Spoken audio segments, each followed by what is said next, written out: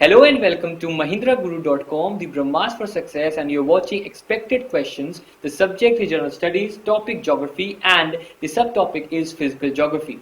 Without further ado, let's see the first question of this particular series. Before that, you have to, and that's our request, a humble request, that you have to subscribe our channel so that you can get unlimited access to all the videos that we have to offer to all the aspirants. Let's see the first question now. Which planet in our solar system is nearly as big as Earth? Now, this question was asked in the SSC 10 plus 2 2011. Options are Mercury, Mars, Venus, and Pluto. Well, in terms of basic common sense, Pluto is a misnomer because Pluto is very small in terms of the comparison of size between the Earth and the Pluto. If we discuss Mercury, Mars, and Venus, out of these three options, Venus is the answer. Reason? In terms of the size, in terms of dimensions, in terms of the affinity of the orbits, Venus is the closest and also the exact answer to this particular question, because in terms of density, mass, and size, it is pretty similar to the Earth and the Earth's dimensions. So the answer here is Venus. That is option C. Let's see the other question.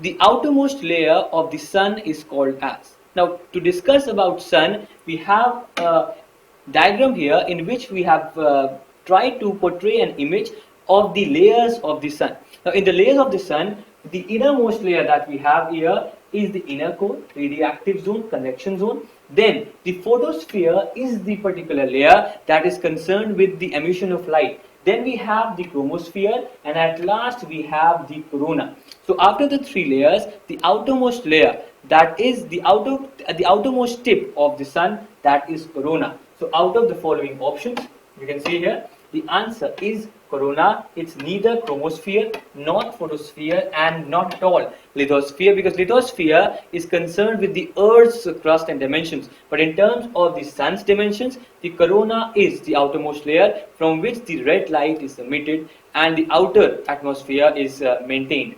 So the answer for this particular question is corona. Remember, the question has been asked in SSC CGL 2011. Let's see the other question.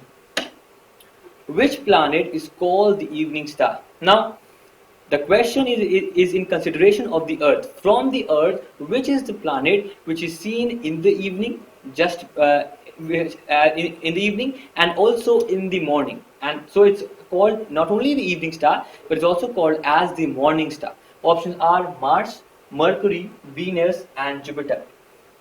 Again, because Venus is almost in the orbit of the Earth, and when the Earth rotates on its axis and revolves around the sun, the interaction between these two bodies leads to the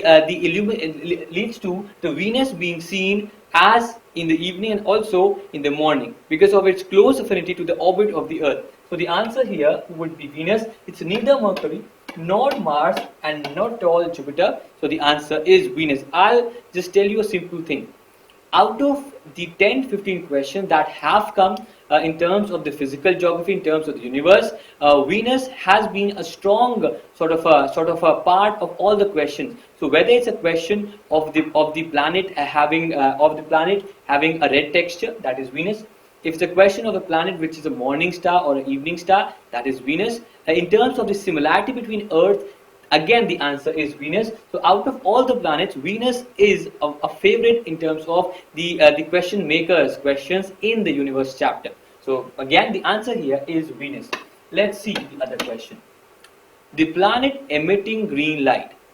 Now, if the planet has to emit green light, it has to have a substance that emits green light in the first place. So if in terms of the universe knowledge, if any planet has a good amount of methane with it, perhaps the emission of green light would be possible. Now, in terms of all these planets, option 4, that is Uranus, that has methane. For example, it has abundance of hydrogen, that is 83% around, abundance of helium around 15%, and around 2% it has methane. Methane, when interacts with the outer world, outer surroundings of the Uranus, leads to the emission of green light. Thereby, the answer for this particular question is Uranus.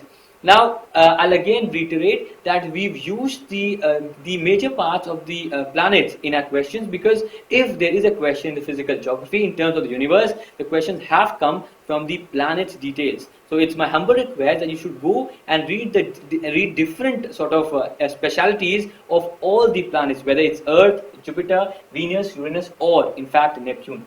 Let's see the other question.